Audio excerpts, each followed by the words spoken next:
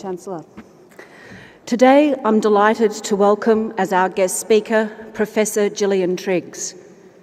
Professor Triggs is Vice-Chancellor's Fellow at the University of Melbourne.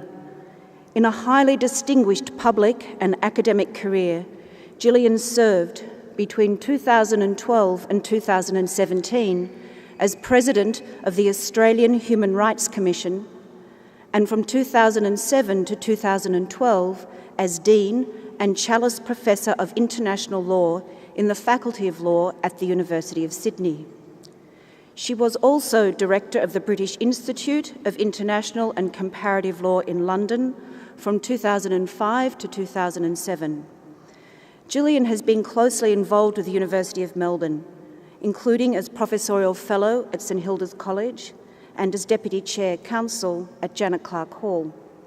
Her many published works include Speaking Up, published last year by Melbourne University Publishing, and the textbook International Law, Contemporary Principles and Practices. Gillian Triggs has also been recipient of many public distinctions, including the Humanist of the Year Award for 2018 and from Justice Victoria, the Voltaire Award 2017. It is a pleasure to call on her to speak today. Please join me in welcoming Professor Gillian Triggs.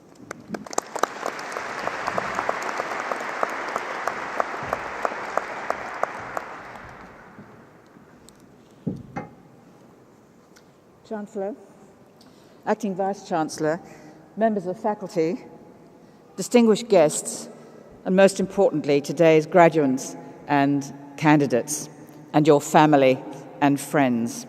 Congratulations to all of you. Completing your PhD is a significant achievement, as I know very well, that will provide an important foundation for your futures. When recognising your achievements, I hope you'll forgive me a moment or two of my own memories. I well remember this great exhibition building in the 60s when I did my law exams. We would come across from in those days for me, residential colleges at Janet Clark Hall, to the exams here in the building with birds flying around in the rafters. And I remember in particular sitting a banking law exam when the invigilators used the public address system to interrupt absolutely everything and tell us the cricket scores. I also, of course, remember completing my own PhD from this university in the early 80s. I had then 2 children, and my third was on the way, and my subject was the international validity of Australia's claim to sovereignty to 42% of Antarctica. I could not have imagined that 50 years later, as a black-letter, quite conservative international lawyer, I will be working on human rights, creating not a little tension with the government of the day. My point is that your scholarship and ability to provide evidence-based analysis, originality of thinking, and problem-solving skills can be transferred to meet the challenges of your unknowable but doubtless exciting futures. My past experiences are, however, very likely to be different from your futures.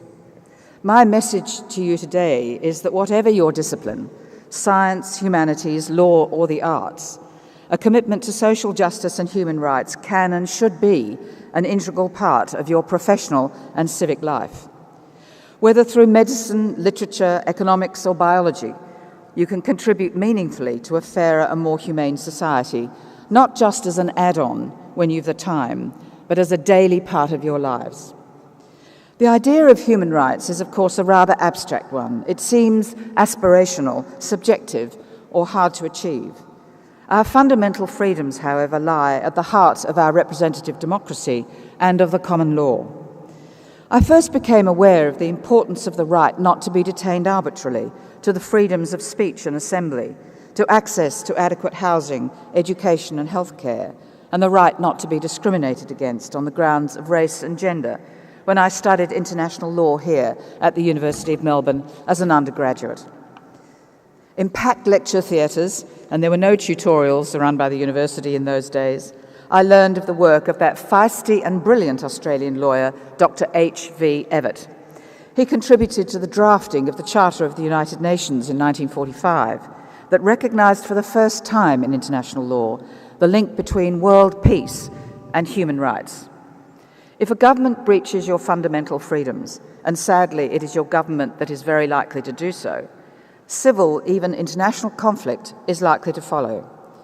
The denial of citizenship rights to the Rohingya of Myanmar over many decades has contributed to their demonisation, to the rape and murder of its citizens and over recent years, and of course to the flight of an estimated 800,000 to Bangladesh, one of the poorest nations in the world. In these unstable and disruptive times, it's worth remembering that Australia punched well above its weight in developing the modern body of human rights law. Dr. Evatt was the President of the General Assembly in 1948 when the Universal Declaration of Human Rights was passed without a single negative vote, reflecting Evatt's personal commitment to standards that were to underpin the evolving nation of Australia.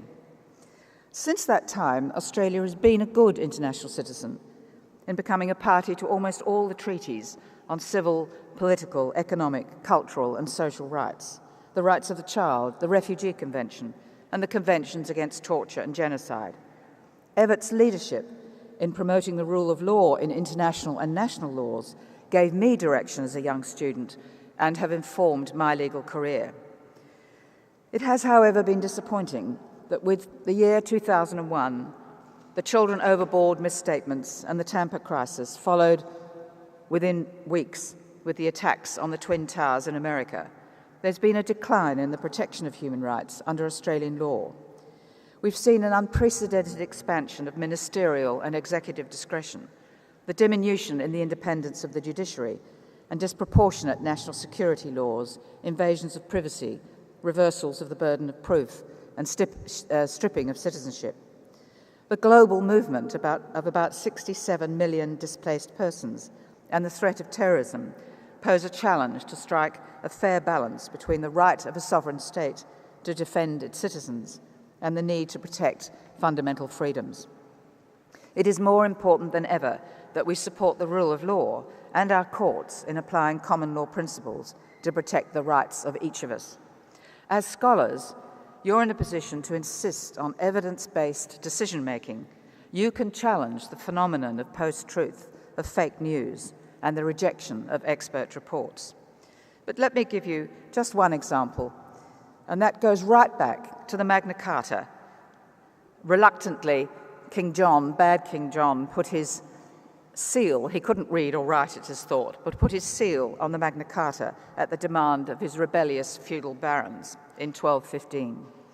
Buried in the middle of this foundational document of English constitutional law, setting the measure for a glass of wine, the breadth of a piece of cloth, and the rights of widows on the death of their husband, are these words: "No free man may be taken or imprisoned or disseized of his liberties, or in any way ruined, save by the lawful judgment of his peers or by the law of the land.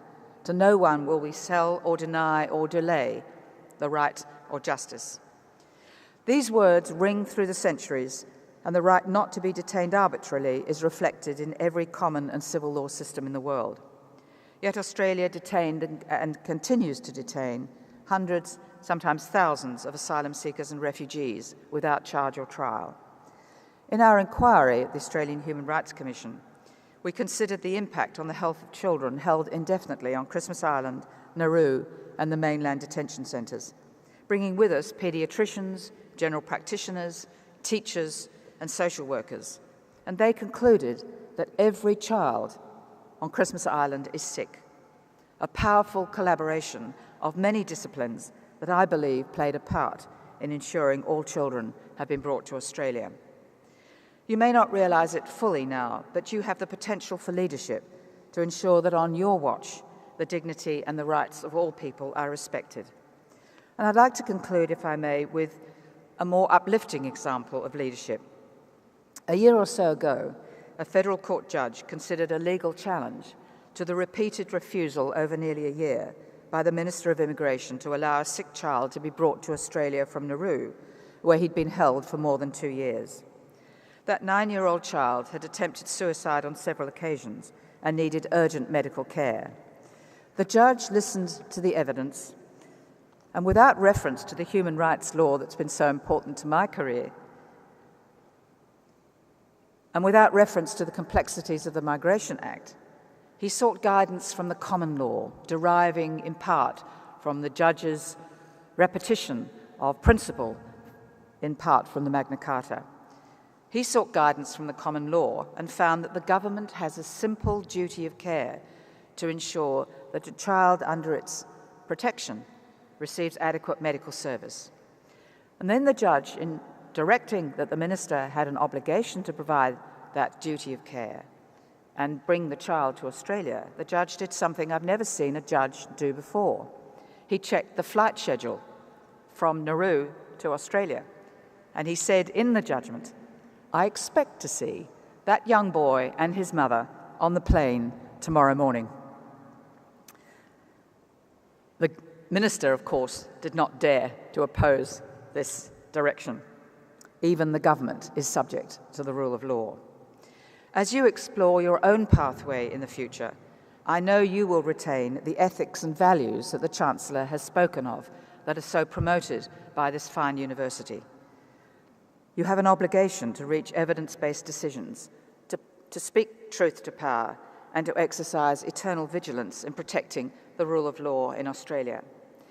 So finally then, Carpe Diem, seize the day, exercise your leadership, and stand up for human dignity and respect for all. May I wish you every success in your futures.